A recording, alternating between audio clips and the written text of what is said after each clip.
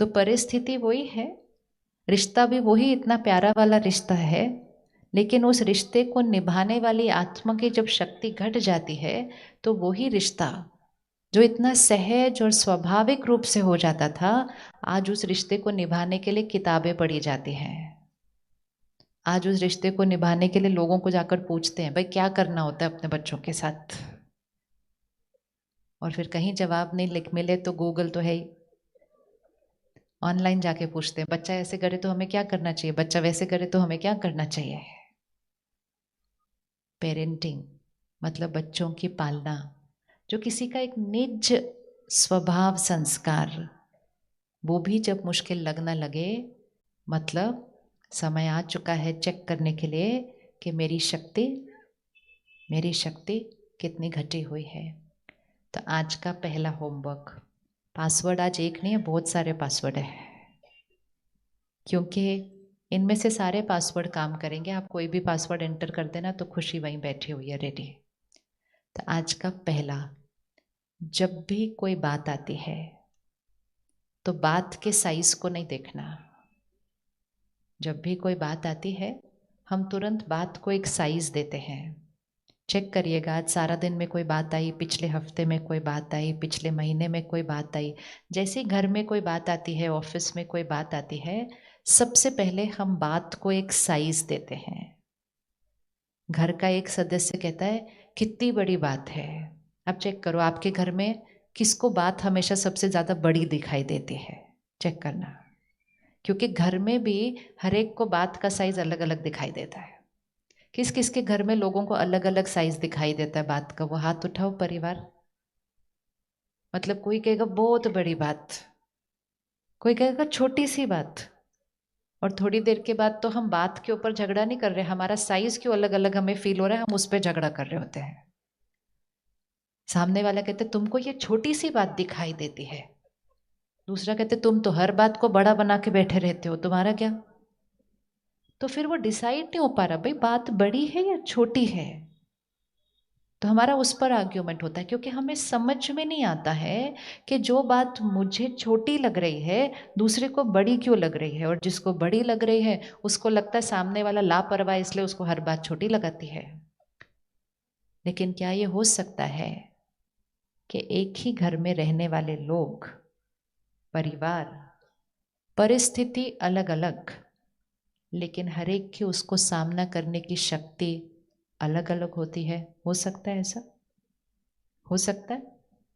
हो सकता है? नहीं हो सकता? हो सकता है ना। कुर्सी वही है, कुर्सी वही है, लेकिन अगर आपके परिवार का हर सदस्य अभी स्टेज पर आए और कुर्सी को उठाए, हर एक के लिए कुर्सी का वजन एक जैसा नहीं होगा। और इसीलिए जब कोई कहे कि बात छोटी है या बड़ी है तो उसमें इतनी हैरानी की कोई बात होनी नहीं चाहिए। हमें इमीडिएटली पता चल जाना चाहिए कि सामने वाले की शक्ति कितनी है।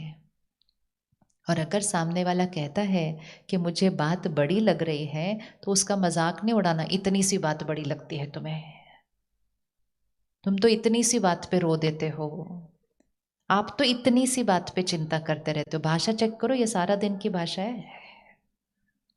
आप तो छोटी छोटी बातों पे गुस्सा होते रहते हो। सामने वाला कहता है आपको ये छोटी बात लगती है, सामने वाला कहता है मुझे छोटी भी नहीं, मुझे तो कोई बात ही नहीं लगती जिस पे आप गुस्सा कर रहे हो। और बाहर से कोई आकर कहता है आप तो बिना बात के भी गुस्सा करते रहते हो। बातों के साइज ही इतने सारे अलग अलग हैं। तो अगली बार जब किसी के बात का साइज आपके साइज से अलग लगे तो उनका मजाक नहीं उड़ाना है, उनसे नाराज नहीं होना, लेकिन ये याद रखना हर एक की क्षमता, हर एक की क्षमता क्या है, अलग अलग है। कोई भी गलत नहीं है, हर एक की क्षमता अलग अलग है। लेकिन आज से हम एक नई भाषा बनाते हैं। हमारी सोच भी ना एक भाषा है। यहाँ पर एक होती है हमारी शब्दों की भाषा, एक होती है हमारी सोच की भाषा। शब्द तो हम थोड़े थोड़े बोलते हैं, सोच तो सारा दिन चलती रहती है अंदर। हमारी सोच एक भाषा है, और अगर हमें खुश रहना है, सदा खुश रहना है, तो इस भाषा में थोड़ा सा परिवर्तन लाने की ज़रूरत है। जैसे ही कोई बात आएगी, जैसे ही कोई परिस्थिति आएगी, आपको क्या लगता है हमें उस परिस्थिति को क्या साइज देना चाहिए? क्या साइज दें आप बताइए। ऐसा साइज दें जिससे परिस्थिति नीचे और आप परिस्थिति से ऊपर हो जाए। तो जैसे ही बात आए तो क्या बोलना चाहिए? पहली लाइन क्या बोलनी चाहिए? जैसे फॉर एग्जाम्पल आप किसी से मिलते हैं और आप उनसे कहते हैं क्या हाल चाल है, तो चेक करना अलग अलग लोग कैसा जवाब देते हैं। कुछ लोग क्या कहते हैं? बहुत बढ़िया जी, सब बढ़िया बढ़िया चल रहा है। दूसरा कहते हैं पूछो मत जी, क्या हो रहा है आजकल। तो आपका प्रश्न तो एक ही था। दोनों के जीवन में परिस्थितियां भी एक तरह की चल रही होंगी, लेकिन दोनों की भाषा अलग अलग है।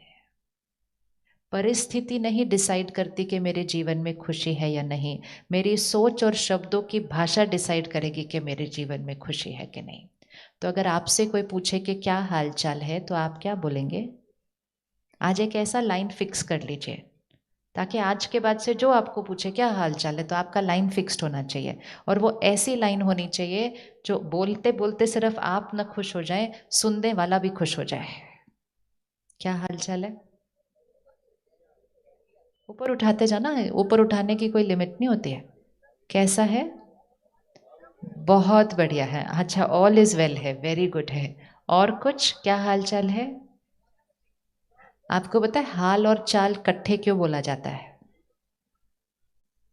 इसीलिए किसी की चाल देख लो तो उसका हाल पता चल जाएगा। इसीलिए दोनों शब्द इकट्ठे बोले जाते हैं। क्या हाल है वैसी ही आपकी चाल होती है। हम बाहर के व्यक्तित्व को, अपने शरीर की सुंदरता को, हम अपने व्यवहार को, शब्दों को परफेक्ट बनाना चाहते हैं, लेकिन ये सब बाह्य है। इसको बाहर से कभी भी परफेक्ट नहीं बना सकेंगे जब तक अंदर का हाल परफेक्ट नहीं होगा। क्योंकि संकल्प से सृष्टि बनती है। चेहरा मन की स्थिति दर्शाता है। अगर आपको अहंकार देखना है तो चेहरे पर देखिए, चिंता देखनी है चेहरे पर देखिए, प्यार देखना है चेहरे पर देखिए, नम्रता देखनी है चेहरे पर देखिए, गुस्सा देखना है चेहरे पर देखिए, सरलता देखनी है चेहरे पर देखिए। उसके लिए किसी के अंदर, मन के अंदर झांकने की जरूरत नहीं है, चेहरे पर सब कुछ दिखाई देता है। इसलिए आजकल हम चेहरा ठीक करने में बहुत समय लगाते हैं, कहते हैं छुपाएं कैसे सारा कुछ जो दिखाई दे रहा है। और मेडिटेशन, ध्यान, आध्यात्म एक ऐसी शक्ति है कि चेहरे के ऊपर लगे हुए सारे दागों को ऐसे उतारना शुरू कर देती है, क्योंकि संकल्पों का परिवर्तन होता है। तो कल से सुबह से दूसरा होमवर्क, जब भी खुद को शीशे में देखेंगे तो शीशे में देखकर ये नहीं देखना बाल ठीक है, चेहरा ठीक है, कपड़े ठीक है, ऐसा नहीं, वो तो ठीक ही होता है। लेकिन हर बार जब चेहरा शीशे में देखेंगे तो ये देखना आज मेरे मन की स्थिति कैसी है जो इस चेहरे पे दिखाई दे रही है। कर सकते हैं? किस किस को दिखाई देती है मन की स्थिति चेहरे पर? दिखाई देती है? दिखाई देती है। हाँ, देखनी बहुत ज़रूरी है। हम खुशी के लिए क्या क्या नहीं करते हैं। करते हैं ना खुशी के लिए। जो भी चीज़ हम खरीदने जाते हैं ज़्यादातर हम खुशी के लिए खरीद रहे होते हैं, ज़रूरत के लिए कम। जब घर जाओगे अपनी अलमारी खोल के कपड़े देखना कितने पड़े हैं, कितने कपड़े ज़रूरत के लिए रखे गए हैं और बाकी कपड़े खुशी के लिए रखे गए हैं। ज़रूरत के लिए कितने जोड़े कपड़े चाहिए होते हैं और खुशी के लिए कितने चाहिए होते हैं। दिख रही है गिनती में फ़र्क? ज़रूरत के लिए कितने कपड़े चाहिए होते हैं एक हफ्ते के लिए, और खुशी के लिए कितनी भी अलमारी भर दो कम पड़ती है, क्योंकि थोड़े दिन के बाद वो कपड़ों से हम क्या हो जाते हैं? बोर हो जाते हैं। अपने आप से अभी साक्षी होकर पूछिएगा, अपने कपड़े को फील करिएगा, ज़रा इस तरह से देखना उसको 1 मिनट, और ये पूछिएगा अपने आप से, ये कपड़ा मुझे खुशी देता है क्या? ये कपड़ा मुझे खुशी देता है? ये ड्रेस खुशी देता है? किसी ने आज नई ड्रेस पहनी है पहली बार? कोई आज नई ड्रेस पहन के आयो? ओ नई ड्रेस पहनी, खड़े हो जाओ, खड़े हो जाओ।